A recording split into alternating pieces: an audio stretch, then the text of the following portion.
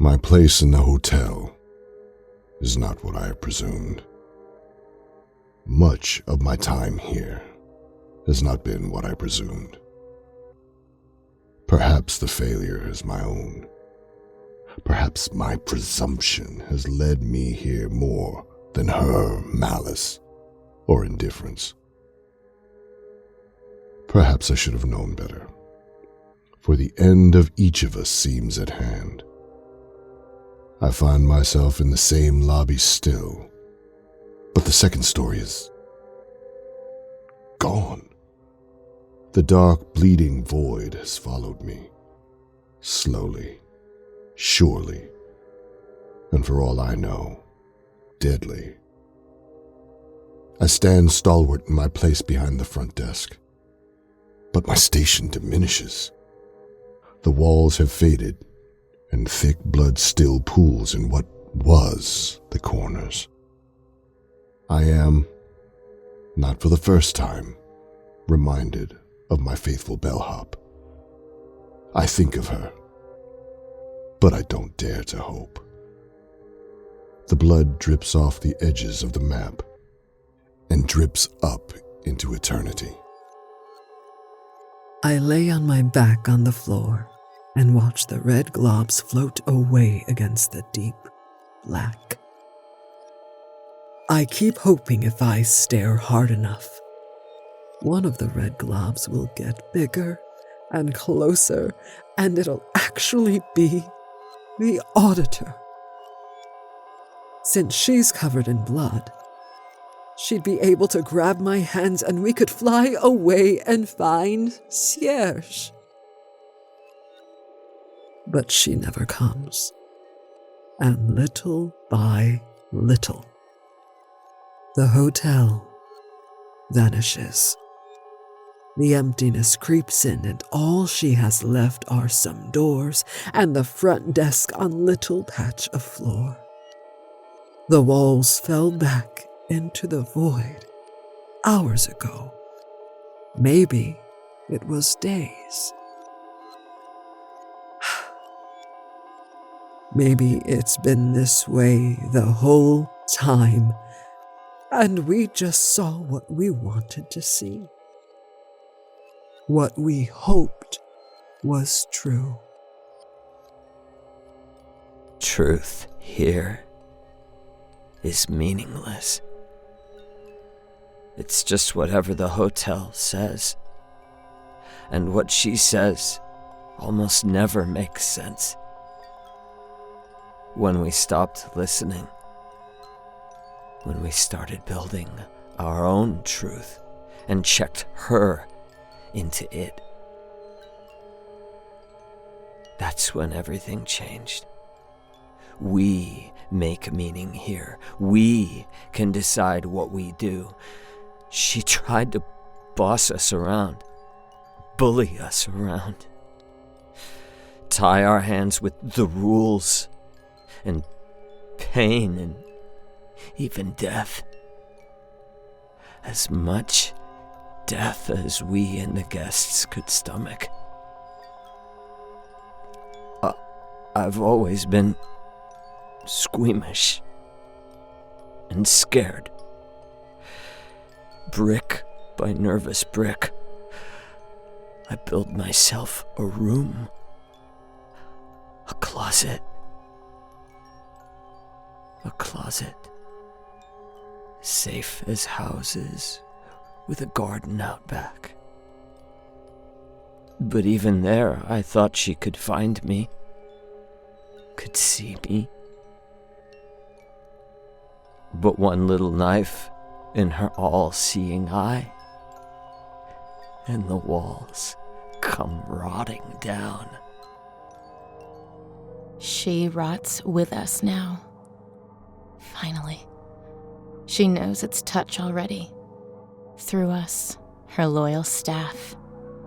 The digits she uses to choke the life from the guests. The red right hand that washes the other. But it's not wash, rinse, repeat anymore. It's just her bloated, wet corpse waiting to explode on a beach until the shores of time wash away whatever's left to bleach on the sand. But we don't die here like most do. Even the guests here are not free to die. So when she dies, when she rots, when the entire universe screams and bleeds and passes into the nothing, where do the bodies get buried? What does it mean to die when death is meaningless? If the mountain has been weathered, isn't what weathered it what remains? Who sorts the souls at God's wake? A life of service and loyalty. The death of waiting and uncertainty. What happened in between seems like little more than the peaks and valleys of a single line. It warps in flux as she speaks, changing the meaning until looking back, and I am not certain where we begin and where we end. The cycle has ended many times. We live, we kill, we fight, we die. I've built the foundation of this cycle with my own hands. I've torn her apart with those hands. I have torn so many apart in her halls. I have torn myself apart. I am finished falling apart. If she wants me to die with her now, she'll have to get off her ass and do it herself. But I'm not all by myself. The blood dripping from the floors isn't mine. The rotting smell is coming from the desk, not a guest. She isn't dead. She's dying. And that fact brings terrible hope that creeps in like the darkness that takes the floor now foot by foot. The owner can go anywhere he pleases, but he isn't here. I don't think she's been here for a while. I wish we were alone. But she is here. She's always been here.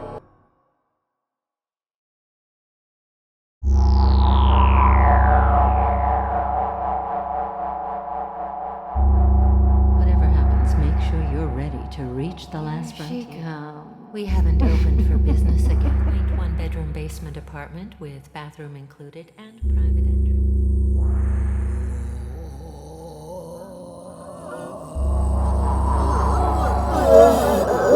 You lot are in for it now.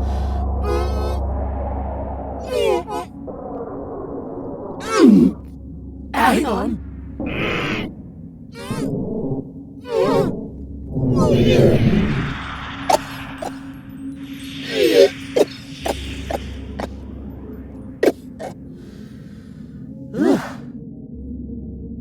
Where was I?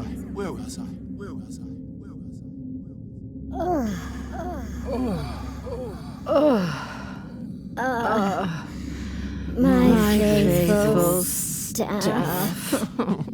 It's Miss Hotel. She's back. My lovely, darling, devoted workforce. Oh no, There's life in the old girl yet. not again. I thought we had a working system here. I thought we had a good flow. A few bumps and wrinkles, sure, but when we were going, we really cooked. Cooked all right. What happened? I know you know how to do all this. So what happened?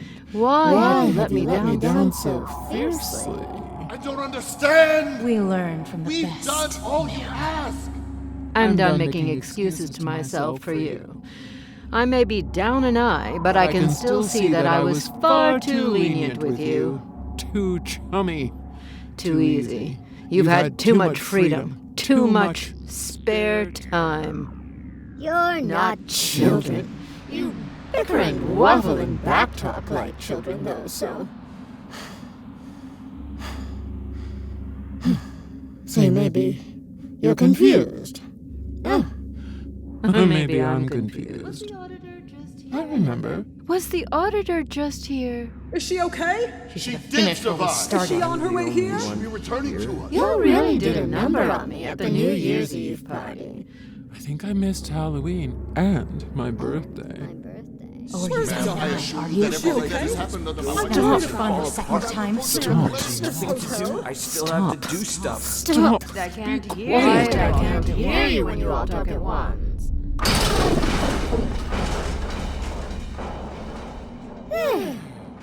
Manager. To me, lobby boy.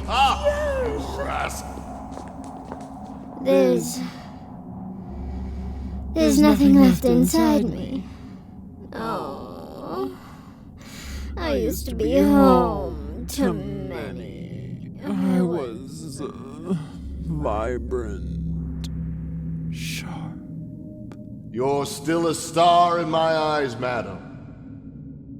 The tiles of the lobby floor drop up into the void a little faster. I should be more accustomed to death, but... well, I find myself comforted and greatly relieved to have my bellhop back at my side. It's an honor to be together with you at the end. And? Together. Except for Rod. And the owner.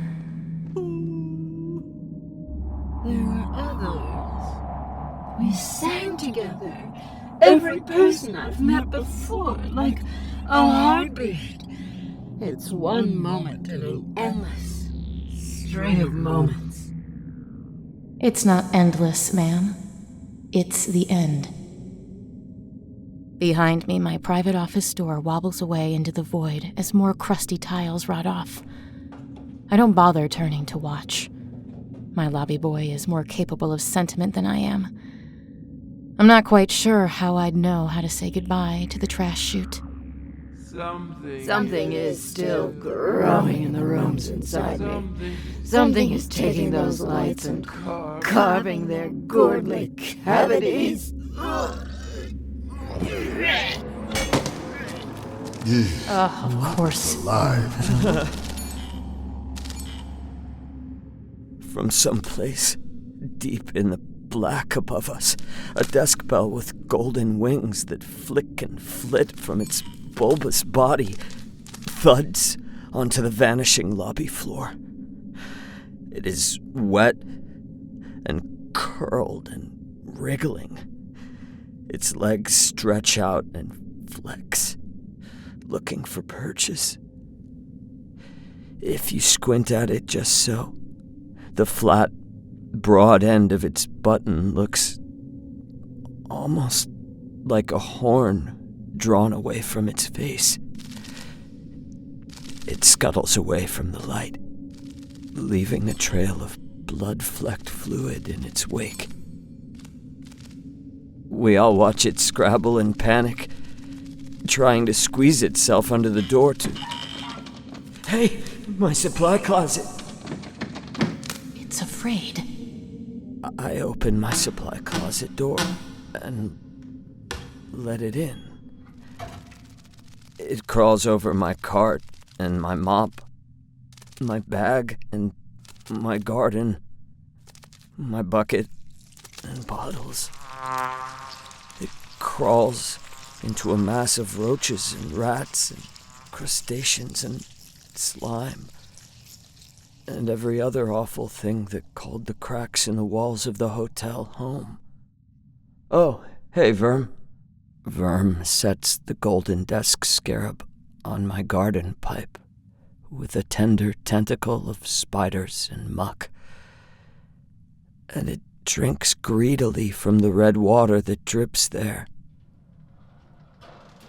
One of the closet walls rattles and peels back, floating off. Stay. Come. It vibrates and clicks and shudders at me. And I understand. The back wall rattles and sags. The pipe droops as the void closes in faster now. The desk scarab pulls at the wet edges of the failing pipe, now loose and malleable, and wriggles its way in before the whole back wall fades away.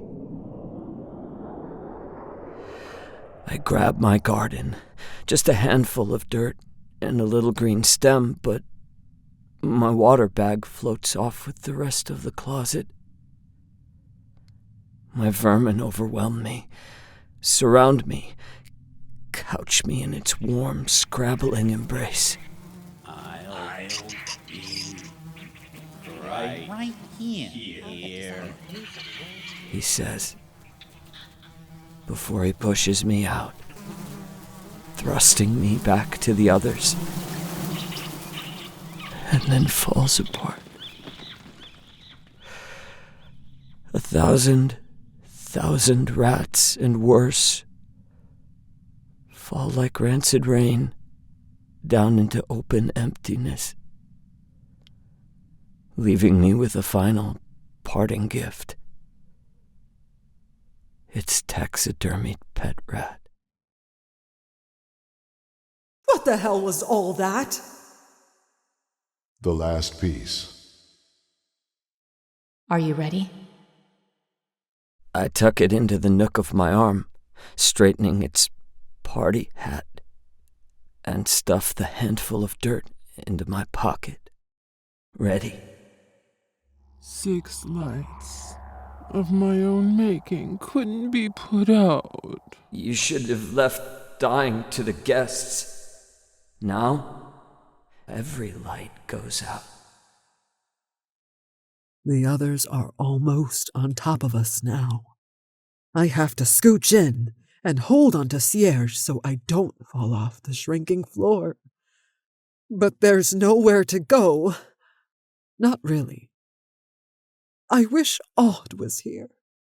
Maybe she is, but it looks awful empty out there. It doesn't seem right, here now at the end, with all its unanswered questions and breakneck violence, that we should fall, but not together, not united, and end, simply and dully. And when death finally tried its hand at us, we were cut down as easily as the guests. What I find Gives me for the last time an exciting pang of surprise. Pay no attention to the woman behind the curtain. Oh my.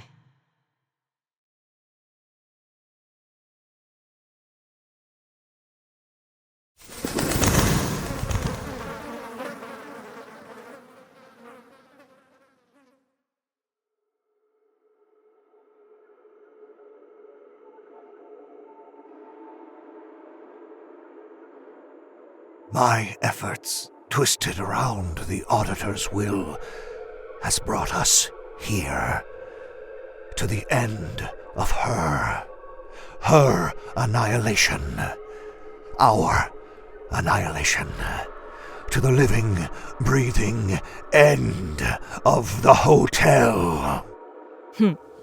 Here, now, there is only my void. See, now we all face the same truth at the end. All we'll have to take with us is the only thing we've had all along. Nothing. In abundance. The bleeding floor they're forced to share trembles and falls apart beneath them. I grab the manager's hand in both of mine, and she holds the lobby boy close in her other arm. The lobby boy scrapples desperately, and something wearing a party hat falls down into the void below.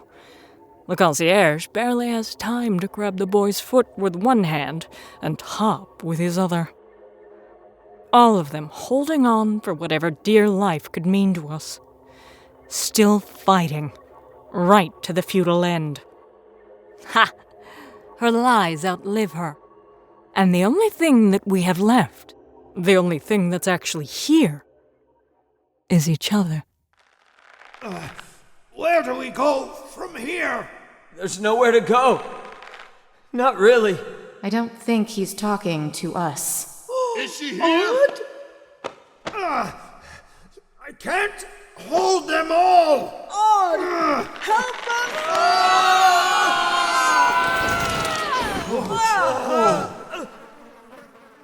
I can fight for them. I can fight with them. Welcome back, Auditor. The Auditor wraps herself around the Bellhop and the Concierge. The owner hoists us up, and we all become a tangle of squirming limbs. They're all so warm. Now what? Now we get as far away from here as possible. To where? Anywhere but here is fine with me. Let's go!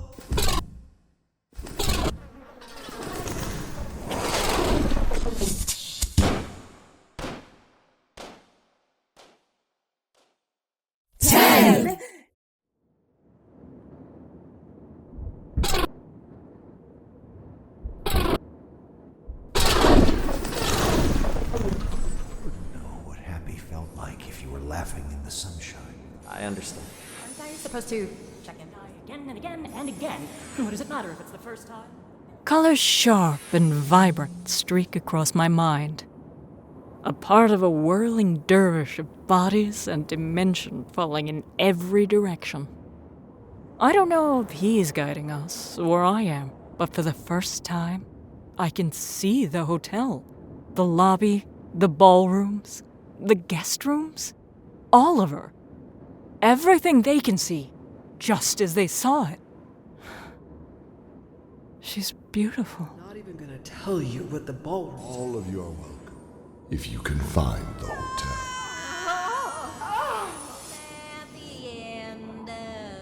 It's as if every star in the sky was a different hotel, and we could see into each of them as clearly as we have seen any single one. A bald goblin tears apart a landlord. Some grimacing hulk from a cave sinks to the bottom of an icy lake. It's breathtaking. Hey, there's us! Our first day at the hotel. Our first time killing the staff. Everything wrinkles and pulls back, and we fall into about 1 billion mushrooms and...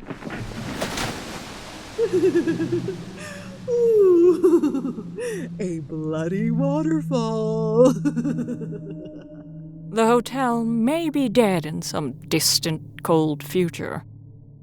But here, now. Manager.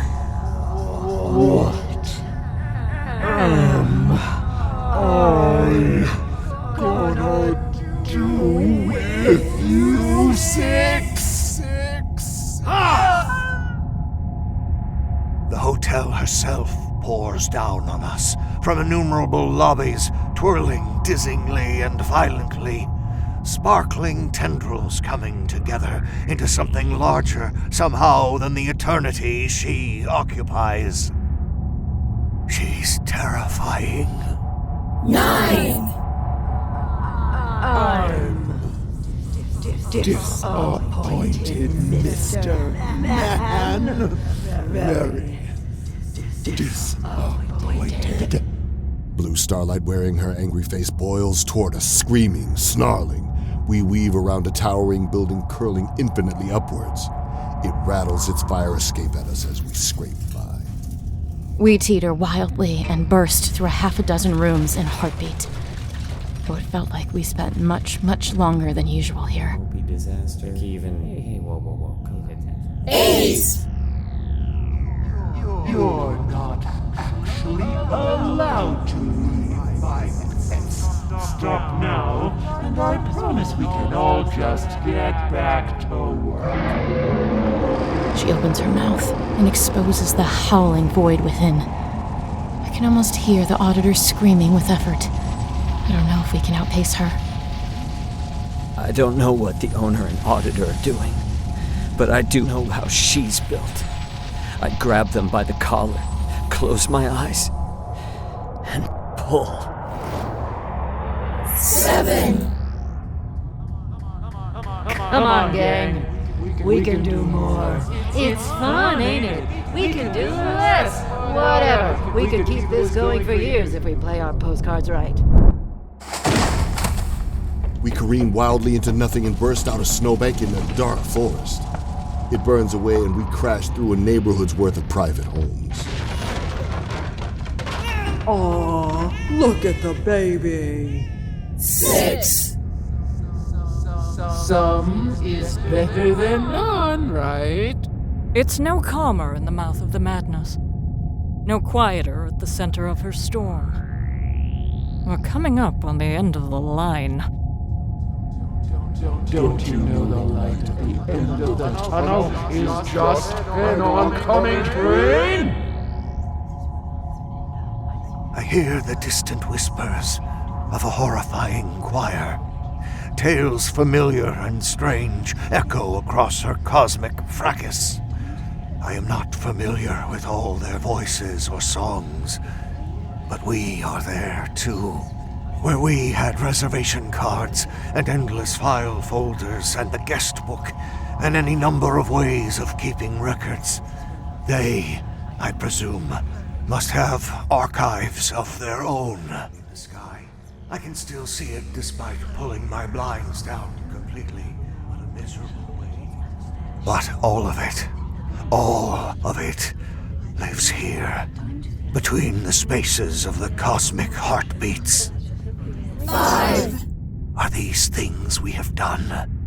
Will do? Have we done anything at all? Do you want more? More gas, more death, more goblins, more. Huh? Hey!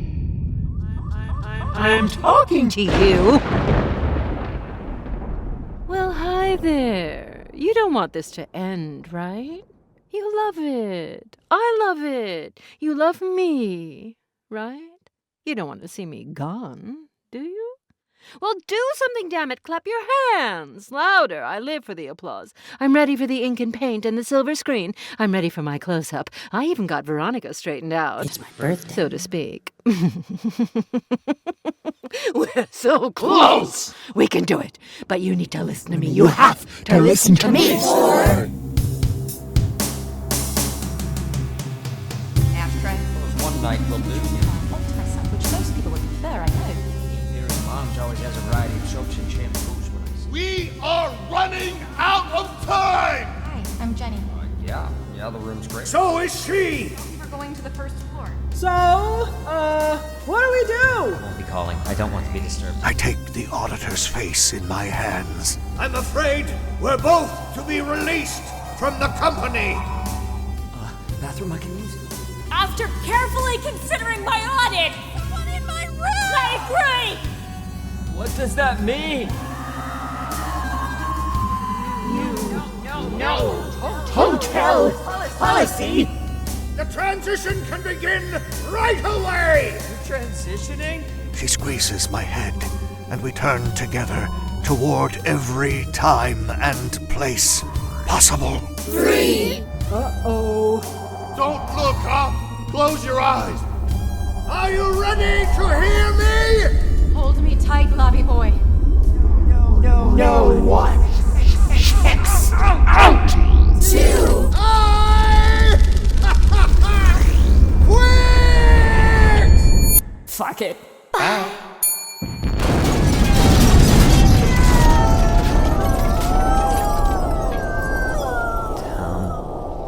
East. The animal looks like violence made flesh.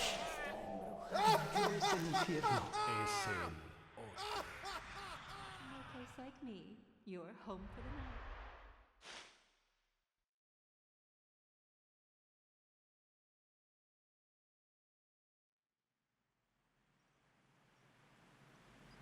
White light stings my eye. The sun is so bright. and so warm. I didn't know it was this warm. The light hurts, as if I've never ever used my eye before. I have to squint hard just to see my lobby boy. Manager! He scrambles over dirt and grass and holds me so tight I have to push him away. Eventually.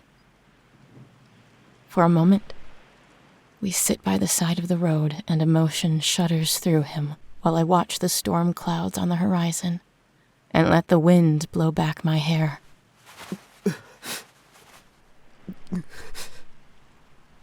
Where are the others? If we made it, it's possible. I don't know. The owner? I shake my head. I find I feel, for the first time, an unexpected pang of sentiment for him. He sacrificed himself to get us. I touch the side of my face, and the flesh covering my missing eye tingles. But my remaining eye can see the horizon just fine. Far, far beyond the limits of the hotel lobby.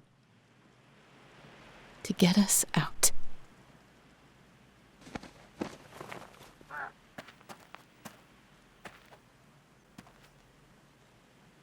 So, what do we do now?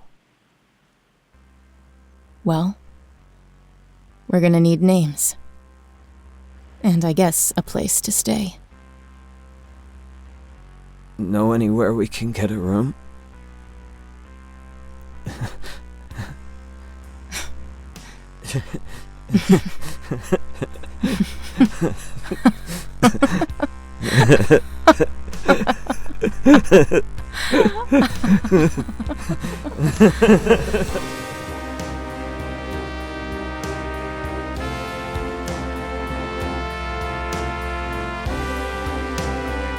Created by Veronica, California, and Mark Whitten.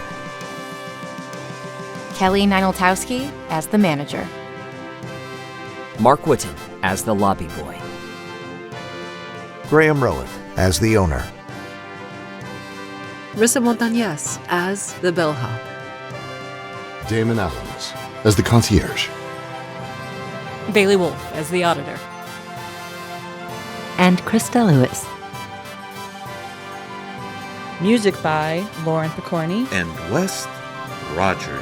Special guest composers, Zach Tatom-Drake and Matt Roy Berger. Art direction by Izzy Filthy Guts Chavez. Staff writer Lillian Bensinger. Produced by Veronica, California. Mark Whitten. Pacific S. Obadiah. And Jay and Ibis.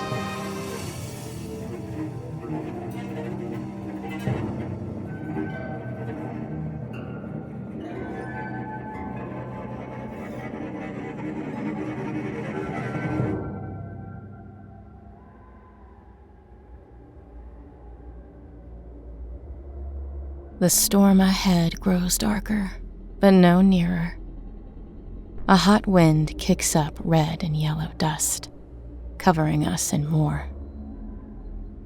The lobby boy throws another rock across the old, cracked asphalt.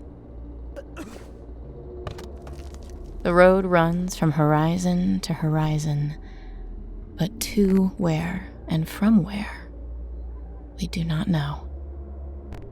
In the far distance, surrounding us on all sides, great whirling dervishes collide and mutate. They must be roaring at that size, but all we can hear is...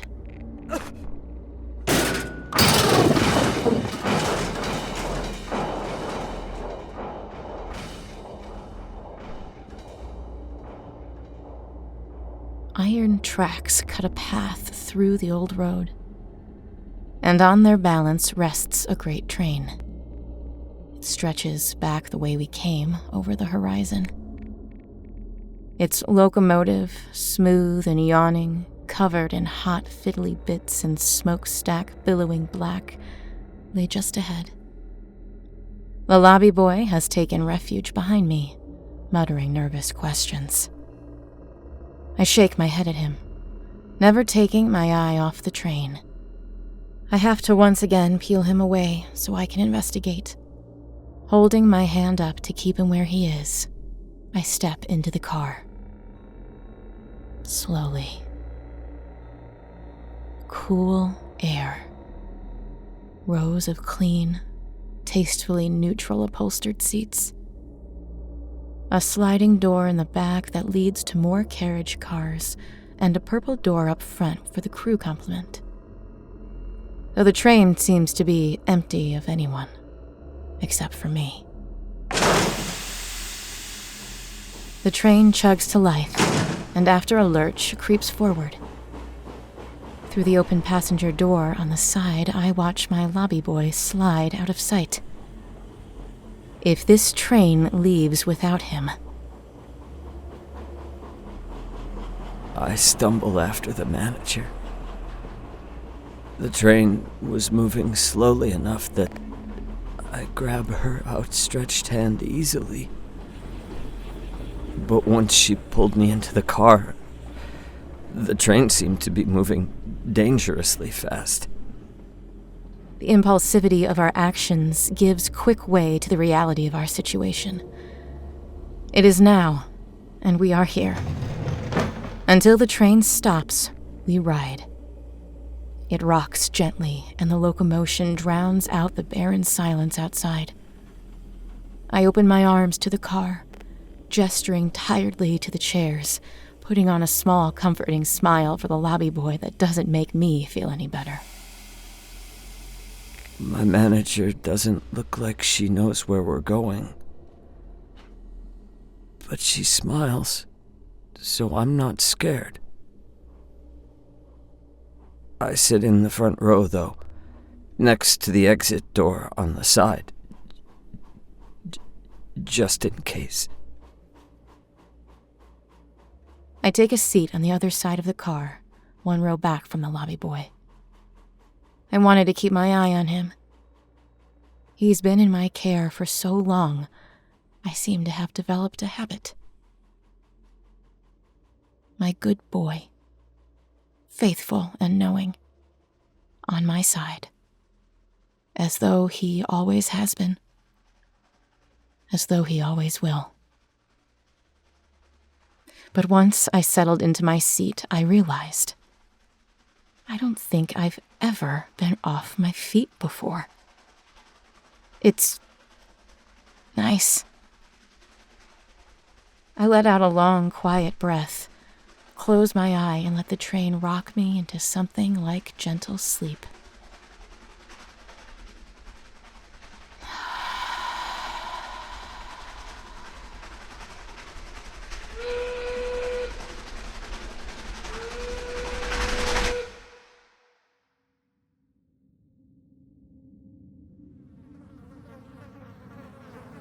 I am the only thing that matters. That is the only comfort of her final truth. That is why I stand apart. Because I understand her like no one else ever could. I couldn't live in this moment for 1,000 lifetimes. Perhaps I already have.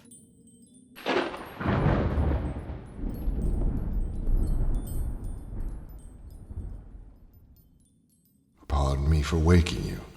What? But this is your stop.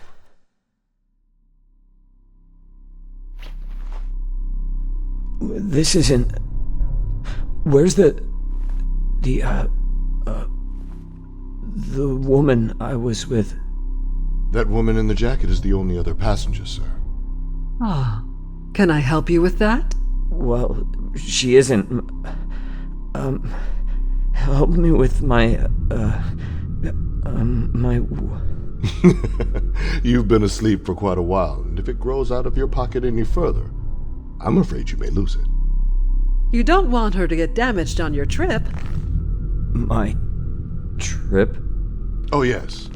Your employer has called ahead and arranged everything. Oh. A business trip. Here you go. Potted and wrapped. Thanks.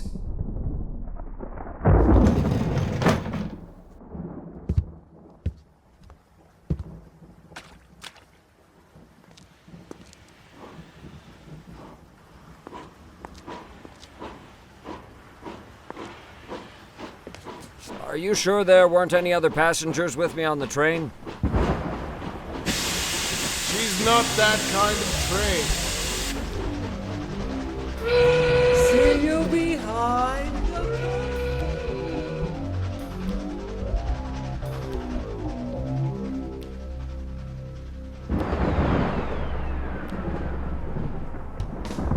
The very idea that I could take something with me between hotels, it's a gift the lobby boy has always had, I think. Small compost heap with a little ooey trying to break through.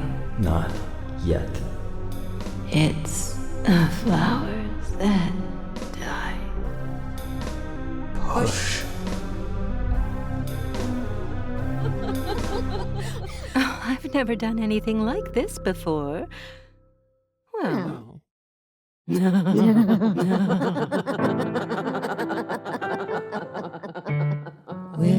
meet again. Don't know where, don't know when, but I know we'll meet again some sunny day.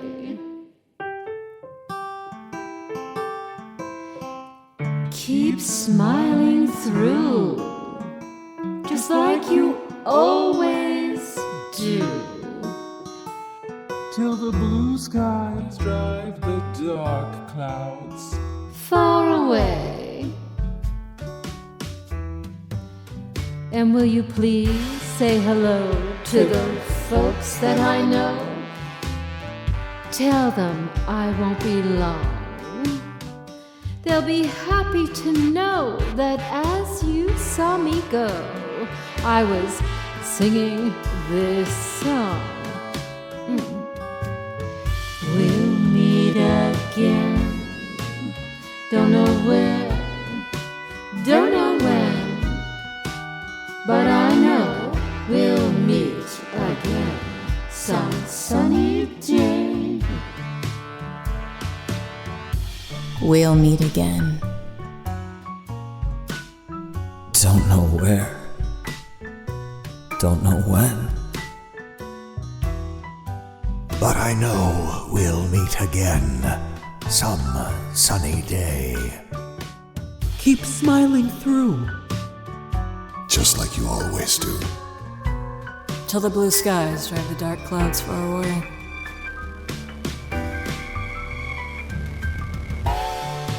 So will you please say hello to the folks that I know?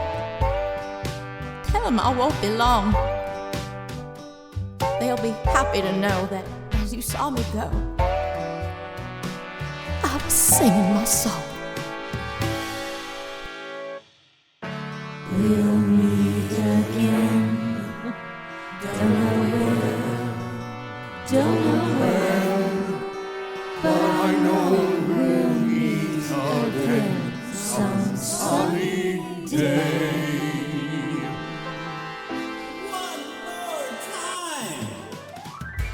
We'll meet again. Don't know where, don't know when,